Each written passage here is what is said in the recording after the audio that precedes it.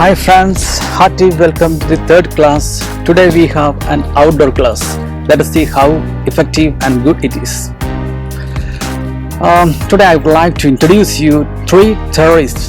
They are do, does and did. അപ്പോൾ മറക്കരുത്, do and does twins ആണ്. അവരുടെ രണ്ടുപേരുടെയും മൂത്തേട്ടനാണ് did. ഞാൻ എന്തുകൊണ്ടാണ് അവരെ ഭീകരന്മാരെന്ന് വിശേഷിപ്പിച്ചതെന്ന് നിങ്ങൾക്ക് വഴിയെ മനസ്സിലാവും. So let us go to the video straight away. നമുക്കറിയാം, നത്തോലി ഒരു ചെറിയ മീനല്ല. ആൻഷോവി ഈസിൻ്റെ സ്മോൾ ഫിഷ്. അതുപോലെ തന്നെയാണ് എനിക്കും അനുഭവപ്പെട്ടത്. ഞാൻ വേർഡ് ഡു കണ്ടപ്പോൾ അതിൻ്റെ അർത്ഥം നോക്കിയപ്പോൾ ഇത്ര ഉള്ളല്ലോ മീനിങ്. ഡു എന്ന് പറഞ്ഞാൽ ചെയ്യുക അല്ലെങ്കിൽ പ്രവർത്തിക്കുക. ഗാന്ധിജി പറഞ്ഞ ഒരു ഇതും ഓർത്ത് പോകുന്നു. കാരണം ഡു ഓർ ഡൈ, പ്രവർത്തിക്കുക അല്ലെങ്കിൽ മരിക്കുക, അത്ര ഉള്ളതെന്നാണ് ഞാനും വിചാരിച്ചത്. പക്ഷേ കുറച്ചുകൂടെ മനസ്സിലാക്കിയപ്പോൾ മനസ്സിലായി, ശരിക്കും വൻ ഭീകരന്മാരാണ് ഇവർ രണ്ടുപേരും. ഉദാഹരണ സഹിതം നമുക്ക് മനസ്സിലാക്കാം. യു സ്പീക്ക് ഇംഗ്ലീഷ് എന്ന് ഞാൻ പറഞ്ഞു കഴിഞ്ഞാൽ നീ ഇംഗ്ലീഷ് സംസാരിക്കുന്നു അല്ലെങ്കിൽ നിങ്ങൾ ഇംഗ്ലീഷ് സംസാരിക്കുന്നു. പക്ഷേ ഇതിൻ്റെ തൊട്ട് മുമ്പിൽ നമ്മളൊരു ഡു ചേർത്ത് കഴിഞ്ഞാൽ എൻ്റെ ആ ക്വസ്റ്റ്യൻ്റെ സ്വഭാവം മാറി. ഡു യു സ്പീക്ക് ഇംഗ്ലീഷ് എന്നായി, ക്വസ്റ്റ്യനായി അവിടെ. അപ്പം അതിൻ്റെ അർത്ഥം തന്നെ നിങ്ങൾ ഇംഗ്ലീഷ് സംസാരിക്കുമോ എന്നായി. കണ്ടോ? അതാണ് പറഞ്ഞ് ആ ഡു എന്ന ഒരൊറ്റ വേർഡ് ആദ്യം ആഡ് ചെയ്തപ്പോൾ ഡു എന്ന ഒറ്റ വേർഡ് ആദ്യം ആഡ് ചെയ്തപ്പോൾ എൻ്റെ സെൻറ്റൻസ് ആണ് മാറിയത്. ശരിയല്ലേ? അതുപോലെ do you play cricket or do you play chess, നീ ക്രിക്കറ്റ് കളിക്കുമോ? കണ്ടോ? അപ്പം ഡു വെച്ച് നമുക്ക് ഒരുപാട് സെൻറ്റൻസസ് മീൻസ് നമ്മൾ ഒരുപാട് questions we can make. Do or does. Let us see some of the sentences one by one. First one, do you know? നിനക്കറിയാമോ? ആ ഡു ഒന്ന് മാറ്റി നോക്കിയേ, അതിൽ യു നോ എന്നായി. അപ്പം നിങ്ങൾക്ക് അറിയാവുന്നതായി. കണ്ടോ എന്ത് വ്യത്യാസമല്ലേ ആ ഡു മാറ്റിയത്. ഡു യു ലൈക്ക് ആപ്പിൾ, നിനക്ക് ആപ്പിൾ ഇഷ്ടമാണോ?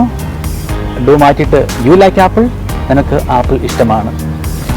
ഡു യു ലൈക്ക് മീ, നിനക്ക് എന്നെ ഇഷ്ടമാണോ? ആ ഡു മാറ്റിക്കഴിഞ്ഞ് യു ലൈക്ക് മീ എന്ന് വെച്ചാൽ നീ എന്നെ ഇഷ്ടപ്പെടുന്നു എന്നായി. നീ കണ്ടോ ആ ഒരു ഡിഫറൻസ് മനസ്സിലായോ? അതുപോലെ തന്നെ ഡു യു വാണ്ട്, നിനക്ക് വേണോ?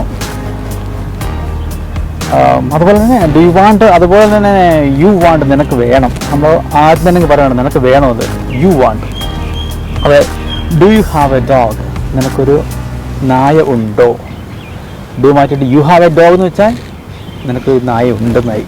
ഇപ്പോൾ മനസ്സിലായോ? ഇപ്പം ചെറിയൊരു ഭീകരനല്ലേ ഞാൻ പറഞ്ഞ പോലെ. Next sentence, you go now എന്നുള്ളത് do you go now. Next do you go now, നീ ഇപ്പോൾ പോകുന്നുണ്ടോ?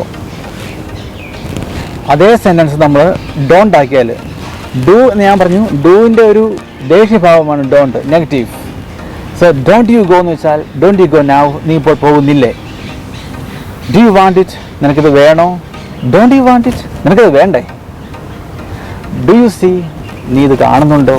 ഡോണ്ട് യു സീ, നീ ഇത് കാണുന്നില്ലേ.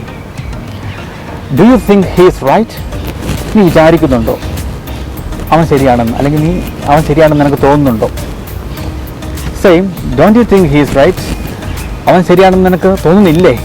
അപ്പോൾ ഇല്ല ഇല്ലേ എന്നുള്ളതാണ് ഡോണ്ട് വരുന്നത് കേട്ടോ.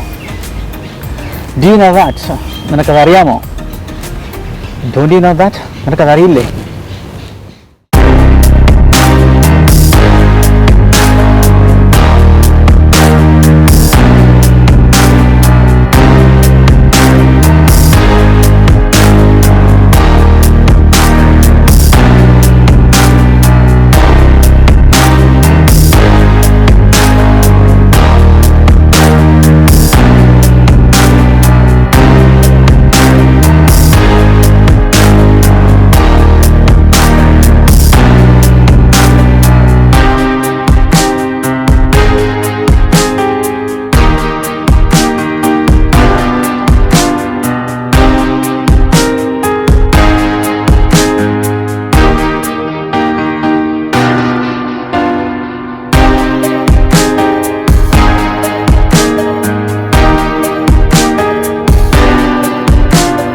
ഓക്കെ ഫ്രണ്ട്സ്, വരും ക്ലാസ്സുകളിൽ നമുക്ക് കൂടുതലായിട്ട് ഡു, ഡസ്, ഡിഡിനെ കുറിച്ച് പഠിക്കാം. ഡിഡ് നമ്മൾ ഇന്ന് മെൻഷൻ ചെയ്തില്ല.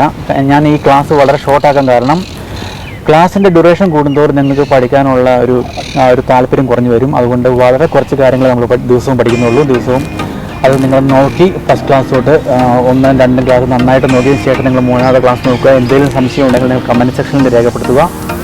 I am ever ready to help you anytime. You can write your comments, your suggestions, your opinions. So wish you all the best. Have a great time. Take care. Till then, goodbye.